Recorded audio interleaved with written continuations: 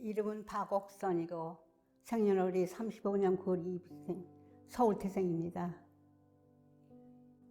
50년 6월 25일이 주일인데 그날이 주일이기 때문에 하복을 맞추러 가다가 서대문에 가면은 옛날에 지금 평화신문 자리가 동양극장 자리예요.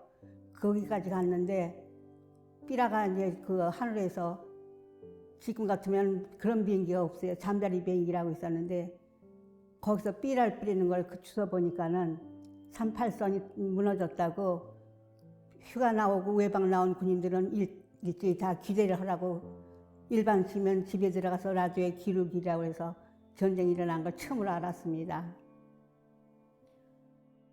28일 날 새벽 2시부터 3시 사이에 큰 광음이 터져가지고 그 터지는 소리가 꼭 날벼락 떨어지는 것 같았어요. 벼락 불고 떨어진 것 같은데 그게 바로 인도, 즉 영등포 노량진 다리 그걸 끊어지는 그 순간이 그런 소리가 들려가지고 한참 있다가 아버님이 새벽에 들어오시더니 피난을 가야 한다고 그래서 피난을 떠났습니다. 그 당시만 하더라도 여군이 온 줄 몰랐죠, 우리는.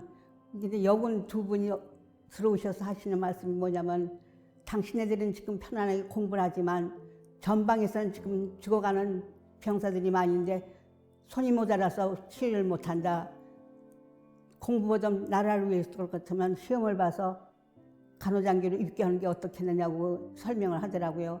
그래 이제 우리 학교에서 9명이 지원을 해가지고 9명이 다 합격을 해서 학교를 가게 됐었습니다. 그것이 4월 23일이었는데 집에다가는 말을 안 했죠. 왜 그러냐면 제가 외동딸이었었거든요. 그러니까는 부모님들 반대가 뻔한 건데 어떻게 간다고 하겠어요. 엄마한테만 그냥 살짝 기뜸을 해서 엄마 내가 갈 테니까 아버지한테 얘기하지 말고 엄마만 알고 있어 그랬더니 내가 가는 도중에 벌써 아버지가 와 계시더라고요. 서울역에. 너무 한심스러워가지고 뭐라고 말을 할 수가 없죠. 그러니까 난 아버지한테 1년만 갔다 오겠다 했더니 1년도 안 된다고 그러시더라고. 그래 아버지 내가 안 가면 아버지하고 엄마하고 다 붙잡혀 간대. 그러니까 내가 1년만 갔다 올 테니까 아버지 참모 그랬더니 네 고집을 누가 막느냐고 할 수 없다고 그러시고 돌아섰는데 보니까 눈물이 나시더라고. 그게 아버지 마지막이었었어요. 내가 군에 있으면서 아버지 돌아가셔가지고 임종도 못하고 지금까지 가슴이 아픈 거야.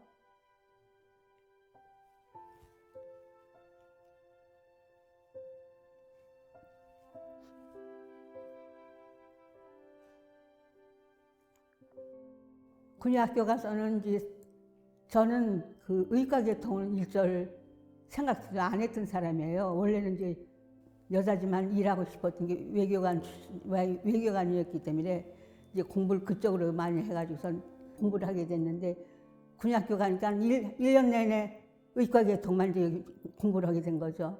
그래서 거기서 우리가 맨 처음에 가니까 150명인데 시험을 보고 또 시험을 보고 해서 떨어져가지고 92명만이 졸업을 하게 됐어요. 3년 동안에 이제 학과로 2년 하고 1년 동안은 군사훈련을 받았어요. 군사훈련을 받으면서 오른쪽 귀에 고막이 터졌어요. 훈련받는 도중에 수류탄을 이렇게 던질 때 이게 내 머리 위에서 터져가지고 내가 고막이 터졌어요. 그래서 왼쪽 귀는 제가 지금 듣질 못해요. 나이를 먹으니까 이제 이쪽 귀까지도 조금 좀 망가지는 상태예요.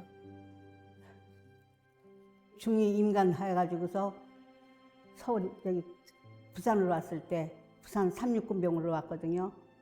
369병원에 있다가 169병원에 왔는데 그때만 하더라도 백두산 부대 무슨 호랑이 부대 이런 게 있었죠.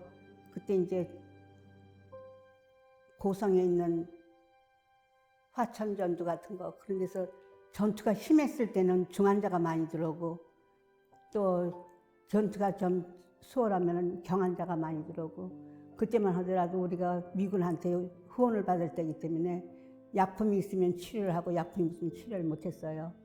그런 걸 봤을 때 대한민국이 얼마나 연약한 걸 알고 간호장님들이 서로 협력해서 약을 아껴 쓰고 해가지고서 치료를 했고 중환자는 중환자대로, 경환자는 경환자대로 간호장님들이 다 분류를 했었어요. 그때만 하더라도. 그래 이제 그걸 보고 났을 때 정말 대한민국이 너무 열악하다는 걸 우리가 깨달았죠. 보급을 받아야 하는데 못 받을 때는 치료를 못 하죠. 그러니까 중환자들이 그냥 애매하게 정말 가슴 아프게 죽은 사람도 많이 있고 치료를 못해서 많이 상한 사람도 있고, 더구나 외과 근무할 때는 그걸 제일 많이 느껴요. 여기를 치료해야 할 텐데 여기 치료 못하니까 여기를 잘라야 해. 왜냐면 피를 타고 올라가니까. 그리고 여름 아니에요. 6.25가 여름 아니에요. 여름철에 금방 썩어요, 이거. 그러니까 치료할 약이 없으면 여기를 잘라야 할 텐데 여기를 잘라야 하고, 여기를 잘라야 할 걸 여기를 잘라야 하고, 여기 자를 걸 여기를 잘라야 하고. 그러니까 6.25 때 애매하게 상위군이 많았어요. 상위군이 정말 많았어요. 지금은 정말 약이 좋아가지고 상위군이 별로 없지만은 그 당시만 하더라도 약을 미국에서 보급을 받아야 하니까는 보급을 못 받으면 그냥 죽는 거예요. 그게 제일 안타깝죠. 지금도 생각하면은. 저는 후회는 안 합니다. 지금이라도 부르면 이래라도 가서 일을 할 것 같아요. 왜? 남이 하지 못했던 걸 했기 때문에 저는 부끄러움이 없다고 생각합니다. 왜? 남자도 못했던 일을 했지 않습니까? 그 당시만 하더라도 여군이라면은 군복 입은 사람 보면 다 무슨 원숭이 보듯이 놀리고 이랬었어요. 여자가 군복 입었다고. 근데 그걸 개의치 않고 저는 그냥 사복을 안 입고 군복 입고 다녔으니까는 떳떳한 것 같습니다. 지금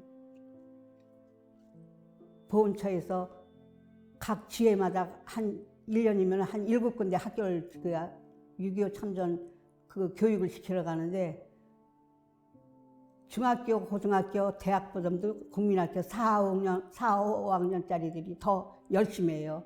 근데 그걸 봤을 때 우리 학부모들이 6.25를 알아야겠어요. 왜냐면 내가 가서 강의하는 것보다 부모네들이 집에서 식사 시간이라든지 휴게 시간에 또한 그 가족들 모임 중에서 6.25가 어떻게 일어났다는 자녀들한테 말했을 때 그것이 더 효과적인 것 같습니다. 왜 그러냐면은 부모 말은 자식들이 귀담아 듣거든요.